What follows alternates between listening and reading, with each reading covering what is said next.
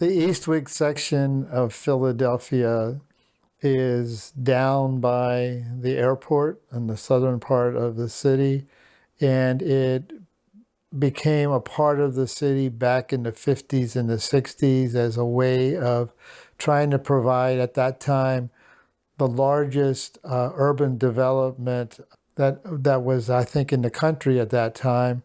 So it's a community of moderate income folks, so that the people can get by when everything is going well, but when something bad happens, then they have a hard time recovering. It sits along the Cobb Creek and the Darby Creek, and the city planners about 50 years ago decided a smart thing to do would be to put a landfill in between the two creeks, in the wetlands where the water would normally go.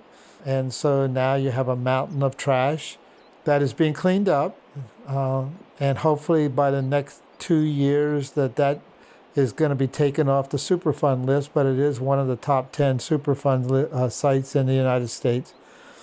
So that when the waters of Tropical Storm Isaias caused the Darby and the Cobb Creek to flood, there was no place for the water to go except out into the streets, out across the yards, and into the homes. Tropical Storm Isaias hit that area in the summer of 2020.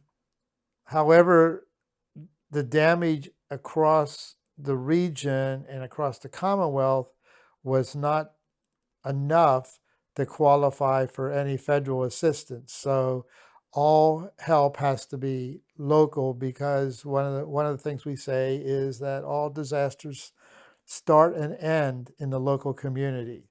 One of the lessons learned as we go into a community after a disaster, yes, we have our skills, yes, we have our corporate knowledge of how long-term recovery, best practices, how that happens. But the number one rule is you need to listen to the folks in the local community. It became apparent early on that the community was very, very concerned about the long-term ecological needs of the community and all the environmental issues. But there was also racial justice issues. There was also economic justice issues in the community. So I'm really proud and happy to be part of the United Church of Christ disaster response team, especially in the work that we've done in Eastwick. The closest UCC church is Salt and Light Church. Salt and Light stepped up. They've been a significant partner. The first volunteers that have been there came from Schenkel Church, and Ed Bibick from Swingley Church in Souderton has been going there almost weekly now with our volunteer construction coordinator, doing rebuild work and helping to supervise other groups that come in and so forth. So the United Church of Christ has been involved in in many ways, and I'm really proud that the conference stepped up, that the national church has stepped up, that we've been able to provide both volunteers, finances.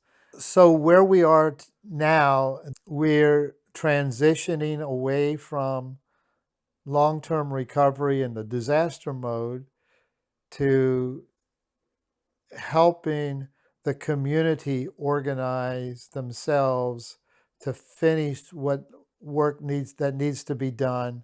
So we can still use volunteers, and so the work is going to continue, but now it's going to be locally driven and locally maintained, locally managed, and where we think we're leaving the community more resilient and a lot stronger. I'm always grateful for the support of the folks in the Pennsylvania Southeast Conference and the United Church of Christ to support the work that we all do. This particular situation was very, very unique, and the United Church of Christ did step up with volunteers and help to build our team. I think we are a lot stronger team because of the relationships we built and the people that stepped up to help in Eastwick.